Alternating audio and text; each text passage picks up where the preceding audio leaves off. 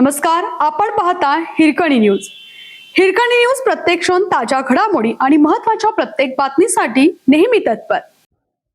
Kupwad Kapse plot येथे centering कामगाराचा संशयास्पद मृत्यू, खून की अपघात, पोलिसांचा तपास सुरू. सांगली जिल्ह्यातील कुपवाड परिसरातील कापसे प्लॉट येथे सेंटरिंग कामगार दगडू केंगार यांचा संशयास्पद मृत्यू झाल्याची धक्कादायक घटना उघडकीस आली आहे.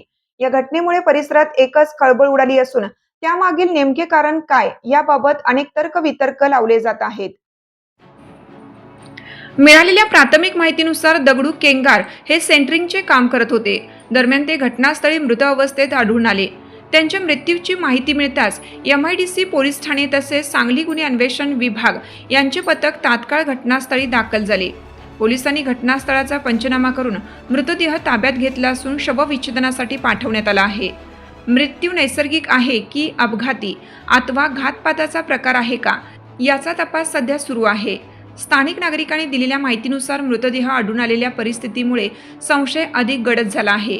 काही जणांनी हा प्रकार खून असू शकतो अशी शक्यता व्यक्त केली आहे, तर काहींनी अपघाती मृत्यूचीही शक्यता नाकारलेली नाही.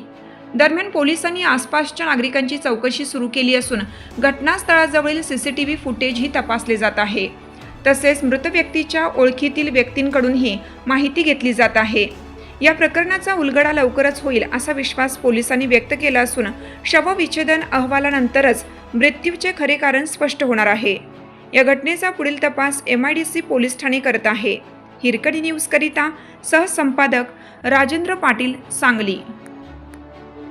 आपल्या हिरकणी न्यूज चॅनलला लाईक करा, शेअर करा आणि सबस्क्राईब करायला विसरू नका आणि रहा अपडेट.